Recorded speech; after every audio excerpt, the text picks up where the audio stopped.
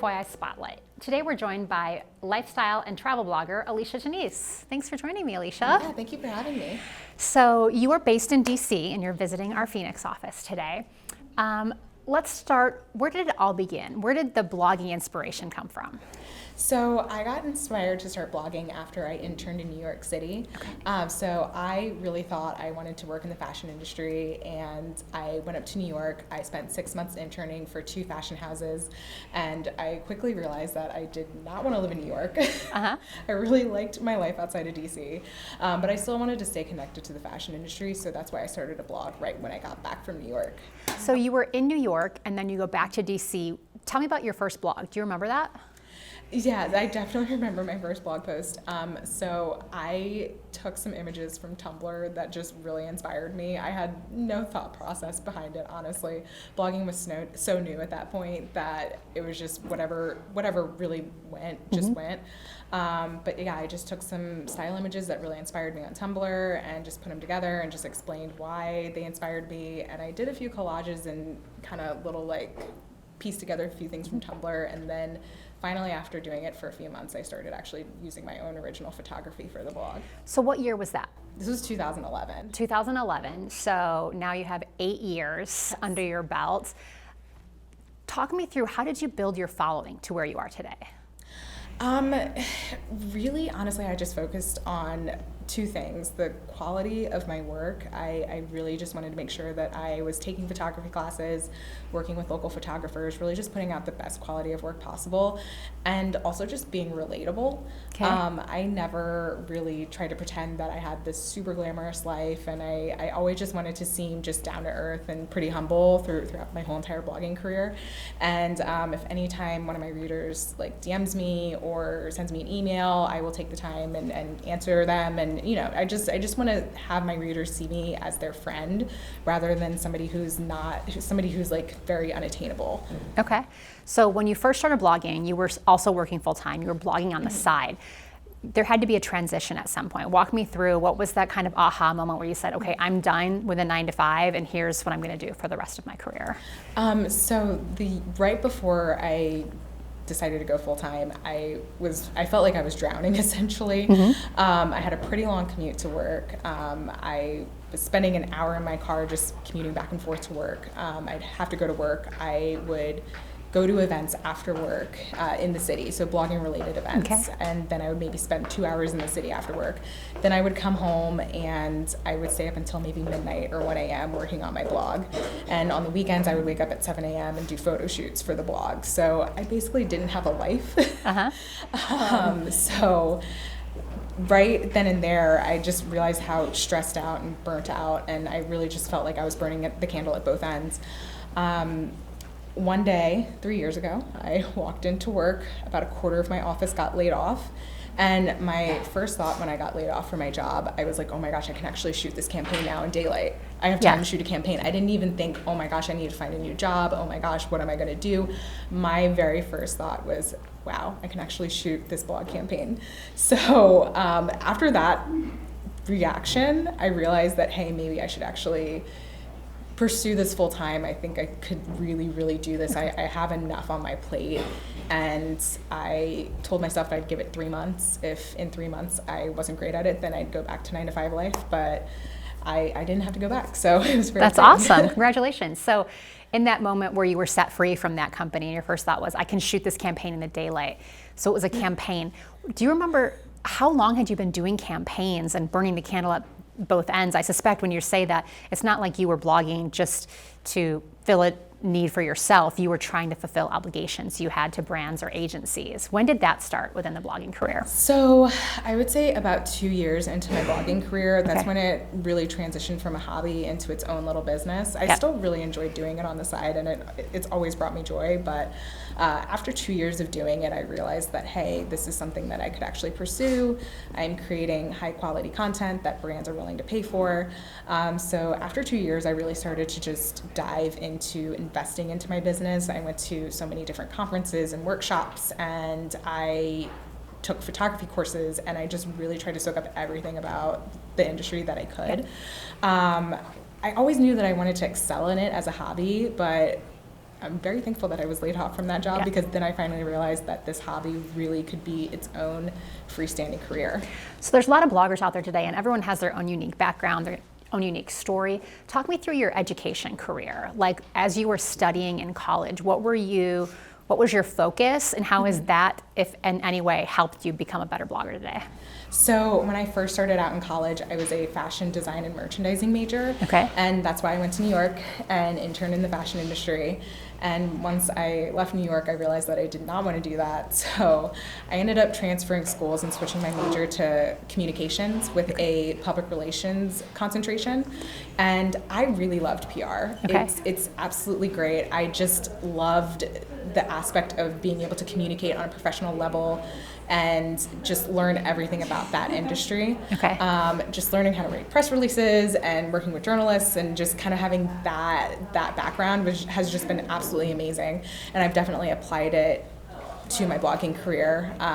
It's great that I can work with PR people on a regular basis and understand what they're coming from, understand that they're looking for certain editorial placements, and just really getting that side of the industry. For everybody watching, I did admit to you on multiple occasions that I'm a super fangirl, and it's not just your content, but it is that educational background, that communication and PR. You get it, and in the few times that we've spoken by phone or over email, it's so refreshing to be like, okay, she speaks this language that I speak. So thank you for that.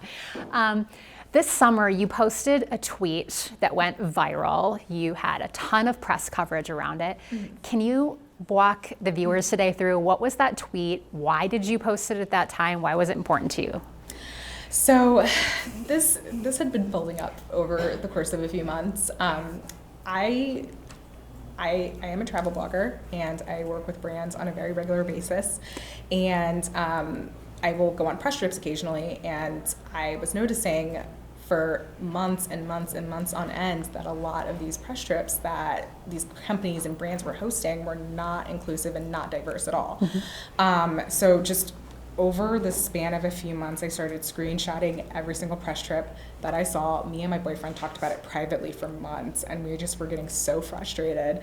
And one day I just took to Twitter and said, hey, here are some examples of just a lot of press trips that are not inclusive. They do not invite people of color. They do not invite people of different shapes and sizes. You know, it was just really, really frustrating to me. So I kind of vented on Twitter and shared some examples of these trips that just had the same looking influencer over and over and over again. Everybody looked like carbon copies of each other. Yeah.